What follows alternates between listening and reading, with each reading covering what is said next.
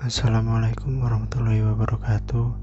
Saya Anton Hendra Kusuma dari DI 5A ingin mempresentasikan tugas UAS Interior dan Gaya Hidup berkaitan dengan studi kasus Tudes 3, yaitu Gedung Barat SMP Negeri 4 Kepanjen.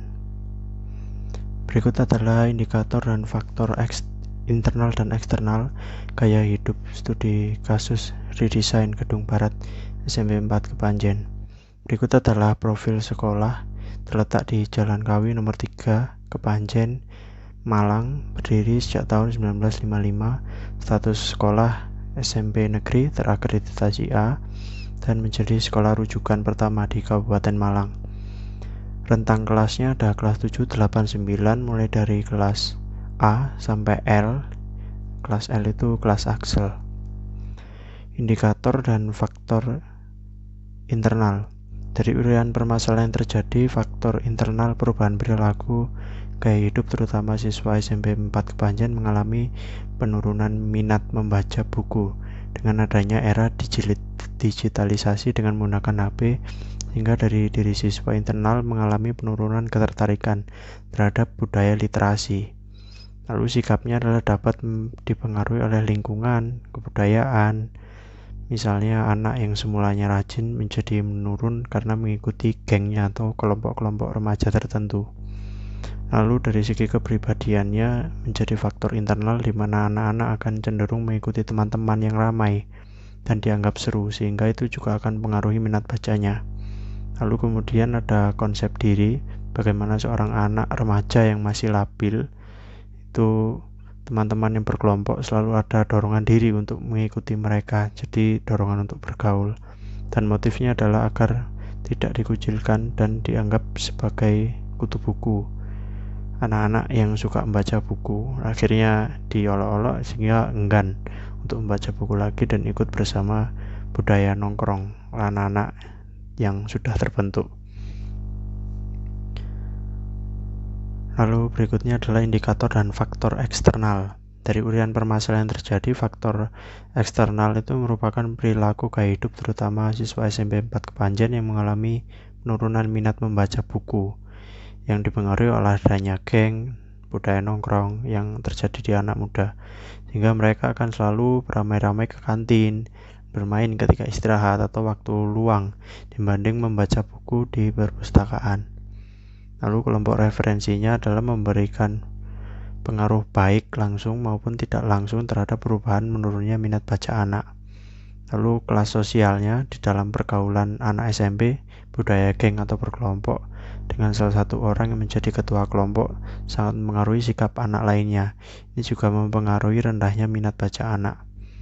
Lalu dari segi kebudayaannya, faktor selanjutnya adalah kebudayaan di mana nongkrong itu telah menjadi budaya pada anak remaja saat ini, sehingga menurunkan tingkat kemauan untuk melakukan budaya literasi. Berikut adalah analisa aktivitas penghuni di mana ada murid, guru, dan juga petugas perpustakaan di rentang usia tertentu. Berikut adalah tabel AIO dari anak-anak SMP, yaitu untuk aktivitasnya mereka lebih tertarik pada hobi, social event, vacation, entertainment, hiburan, klub membership atau geng, lalu komunitas, seperti itu. Nah, dari segi ketertarikan mereka sendiri itu adalah faktor keluarga, komunitas, rekreasi, lalu media, dan juga achievement. Dari segi opinion atau dari segi opini pemikiran mereka sendiri itu ada dari mereka sendiri, lalu bidang edukasi juga ketertarikan untuk bersaing dengan temannya, ranking, dan juga future-nya. Jadi setelah SMP itu nanti aku mau kemana, nah itu ada gengsi tersendiri. Nah, berikut adalah analisa aktivitas dan gaya hidup penghuni, di mana murid ini berdasarkan literatur yang saya baca, anak SMP itu masih mencari jati diri sehingga memiliki beberapa gaya hidup bergantung lingkungan dan keluarganya. Di antaranya ada yang bergaya hidup modern, yaitu gaya hidupnya digital, syarat dengan teknologi informasi dengan tujuan mencapai efisiensi produktivitas maksimum. Lalu ada gaya hidup hedonis, gaya hidup dengan pola aktivitas untuk mencari kesenangan hidup. Gaya hidup bebas itu menerapkan besarnya nilai moral pada masyarakat di sekitarnya, bisa jadi positif, bisa jadi negatif. Dan ada gaya hidup hemat, itu mengurangi konsumsi saat ini guna mengkonsumsi lebih banyak di masa depan. Hidup ini sesuai kemampuan tapi tidak boros. Berikut adalah tabel kegiatan dari siswa. Lalu ini dari guru, laki-laki perempuan 30-45 tahun, bertugas untuk mengajar mendidik murid dengan sepenuh hati. Nah, jenis gaya hidupnya adalah moral majority, pengeluaran besar untuk organisasi pendidikan, masalah politik dan keagamaan, berada dalam tahap emptiness, pendapatan tertinggi kedua, mencari nafkah tunggal. Lalu klasifikasi gaya hidupnya adalah believers, itu konsumen konservatif, kehidupan mereka berpusat pada keluarga, agama, masyarakat, dan bangsa, jadi lebih ke pengabdian. Itu sama juga dengan petugas perpustakaan. Gaya hidup dan juga klasifikasi gaya hidupnya sama. Berikut adalah rentang periode timeline lifestyle dan fenomena tren perilaku bergaya desain. Periode lifestyle gaya desainnya saya mengamati yaitu postmodern. Itu merupakan gaya desain berkelanjutan dari gaya modern dipopulerkan pada tahun 1970 hingga saat ini. Adalah merupakan pertentangan dari desain modern yang minimalis dan simpel. Ini lebih ke futuristik. Desain postmodern menghadirkan komplektivitas, kontradiksi, dan cenderung menampilkan sisi yang maksimal dari satu ruangan, menghadirkan ikon baru dan sisi futuristik yang membuat ruangan menjadi ikonik dan lebih disukai. Ini adalah fenomena tren perilaku bergaya desain. Itu dalam desain kali ini saya mengamati bahwa penghuni mayoritas anak SMP, maka tren dari gaya desain mereka gunakan adalah modern kontemporer dengan ciri sebagai berikut. Diklaim sebagai refleksi dari gaya hidup masyarakat perkotaan, interior kontemporer juga menonjolkan sisi lain dari gaya minimalis, memvisualisasikan keterbukaan seperti Skandinavi, di mana tampilan minimalis, minim dekorasi, penggunaan skema-skema warna komplementer, dan elemen-elemen yang kekinian dan cenderung futuristik. Kontemporer mewakili mereka-mereka yang kepribadiannya terbuka dengan gaya hidup yang luas serta fleksibel. Berikut adalah identifikasi permasalahan yang muncul dari fenomena perubahan gaya hidup berdasarkan studi kasus dan solusi dari desain permasalahan yang muncul. Latar belakangnya adalah rendahnya minat baca siswa, kurangnya daya tarik untuk membaca ke perpus, dan ruang multimedia itu hanya saat ada kelas saja atau diperintah oleh guru. Lalu penataan ruang yang kurang pas dan terkesan monoton. Rumusan masalahnya adalah bagaimana cara meningkatkan minat baca siswa, bagaimana cara meningkatkan daya tarik ruang terutama area baca, bagaimana mengubah pola literasi siswa agar tidak ketika ada tugas saja mereka mau membaca, dan bagaimana pola penataan ruang yang pas dalam meningkatkan keinginan literasi siswa.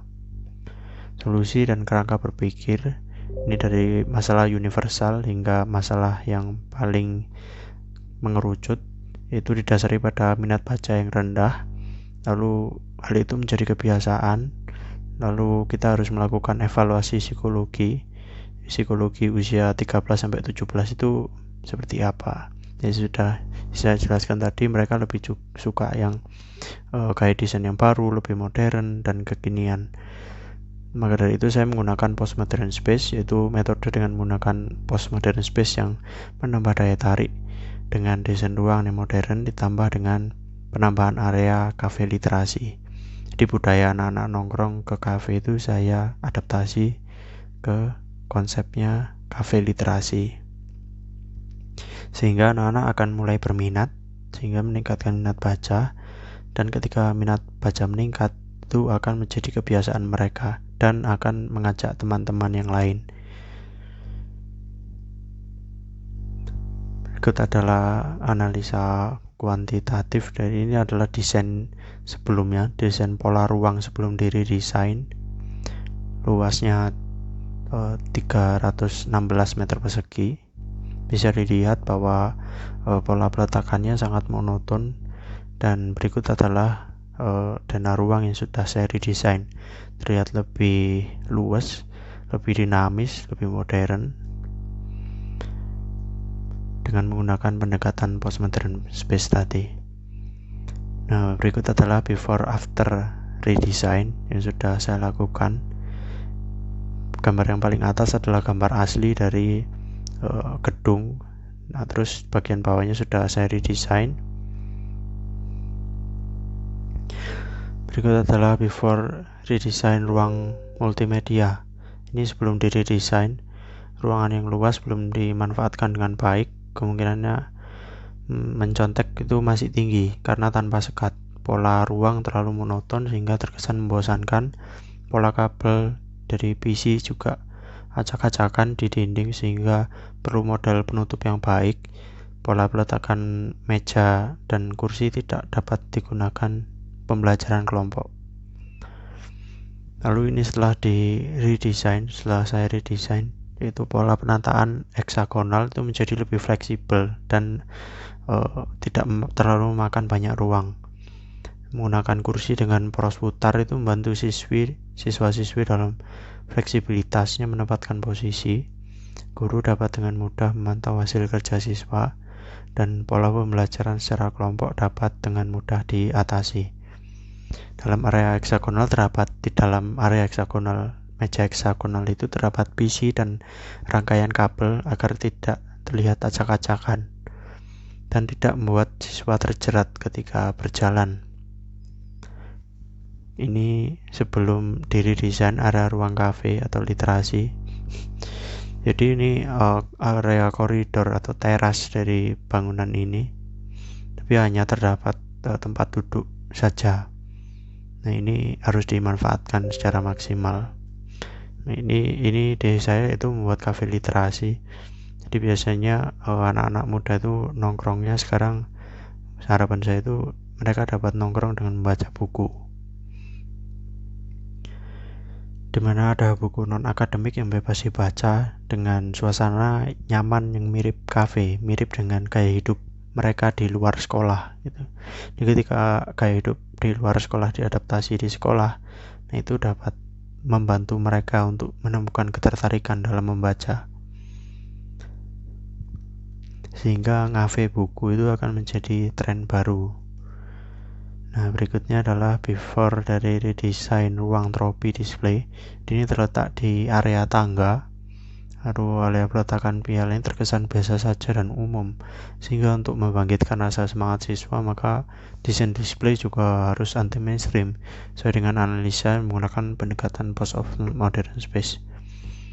Berikut adalah hasil dari redesainnya. Terlihat lebih dinamis dengan menggunakan bentuk heksagonal pada area rak displaynya, tambah dengan LED light yang mengelilinginya, semakin membuat trofi yang didapatkan siswa itu terkesan mewah, dan teman-teman yang lain juga akan berlomba-lomba untuk mengisi slot yang tersedia. Itu suatu kebanggaan seperti itu, dan ini secara psikologi ini akan memancing mereka untuk terus berprestasi. Ini sebelum diredesain ruang perpustakaan. Ini adalah ruang utamanya.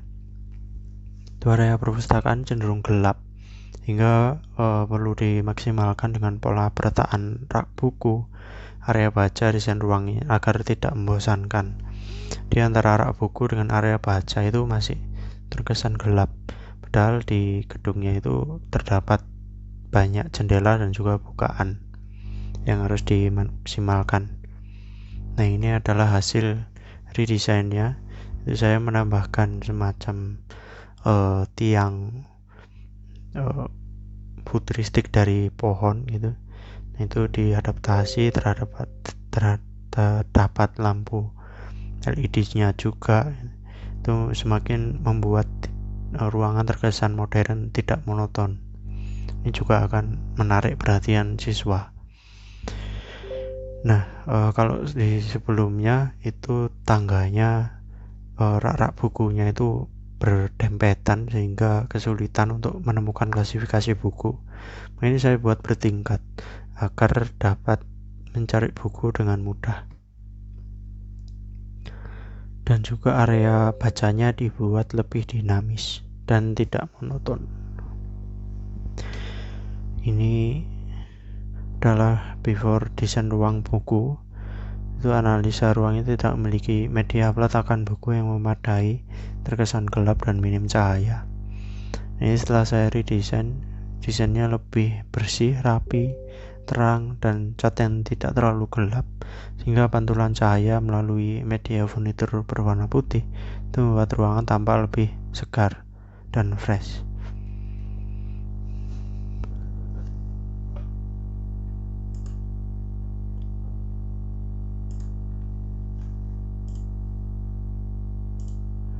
Dan berikut adalah moodboard yang sudah saya buat. Ini ruang multimedianya, terkesan fresh dan bentuk-bentuk heksagonal yang dinamis, lalu terkesan ada sisi modern space-nya. Ini cafe literasi, kesannya fresh dengan menggunakan elemen bulat yang ada di bagian plafon. Ini modern space juga. Ini kesannya luxurious dan modern, kesannya mewah, gold dan juga glory, menggunakan warna biru, warna anak-anak SMP, warna seragam mereka. Itu saya kombinasikan dengan warna trofi. Ini adalah ruangan perpustakaannya, terkesan fresh dan juga futuristik, lalu modern space juga. Ini adalah gudang buku, kesannya juga fresh dan juga futuristik. Sekian presentasi dari saya, mohon maaf apabila ada kesalahan. Assalamualaikum warahmatullahi wabarakatuh.